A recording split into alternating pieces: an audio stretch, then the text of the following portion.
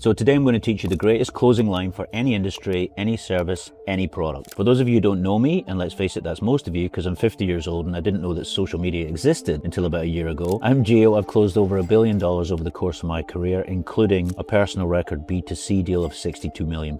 I've coached thousands of reps, so I've seen and made every mistake in the book. So the greatest closing line you've never been told. Let me tell you what it isn't first. It isn't some clever trick or some bollocks about a pen. It's the final move in a process which anyone can learn, and it's really simple. Now, I'm going to tell you what the line is really early on. But before I tell you what it is, don't get overexcited and run off, because you need to understand why it works. Otherwise, you'll cause more damage than good, okay? So remember, I'm going to tell you what it is now, but don't run off, because you need to understand the context behind it. The line is, are you up for it? Now, for those of you who think that might have too many connotations, it could be, should we get it done? Should we get the paperwork? Should we get started? Any of those will work. But the key point behind them is, it's super direct and it's super simple. Before we go into why it works, let's talk about what closing is. Closing is getting the right answer at the right time. Will you marry me? Let me think about it.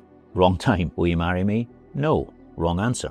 Will you marry me? Yes. Correct answer. Correct time. That really is closing in a nutshell. Now, the first reason why this direct line works is because most sales reps don't ask enough for the business because they're scared of the no, or they don't feel it's the right time, which is basically the same thing. So here's the truth on both of them, right? Firstly, in order to risk a yes, you have to risk a no. And by getting a no, at least you know why you have the no, which is infinitely better than getting stuck in circle back later touching base bullshit, right? Secondly, the reason it doesn't feel like the right time is because you haven't removed any other possibility other than the yes. And that's the real reason why that direct sentence works, because you've removed every other possibility. Think of a sale like going through traffic lights or skiing down a slope. You don't jump from the top to the bottom. You make small, measurable progress all the way down. You ask questions that move things forward incrementally every step of the way until the time you ask for the business. In other words, asking for the business is the only next logical step. Example, client says, send me an email. Most reps go, sure, I'll send it over. But what you should say instead is, before I send you an email, let's figure out if we've got any common ground first. Otherwise, unless you've got a fetish for emails, there's kind of no point in sending it. That's not being difficult. That's moving the sale forward instead of creating busy work that goes nowhere. Reps get it really wrong when they think the client needs to know more before they can ask for the business. Often a client doesn't need to know any of that. And so the reps wait and essentially wait themselves out of asking entirely. So condition yourself to do this. As soon as it feels even slightly reasonable to ask for the business,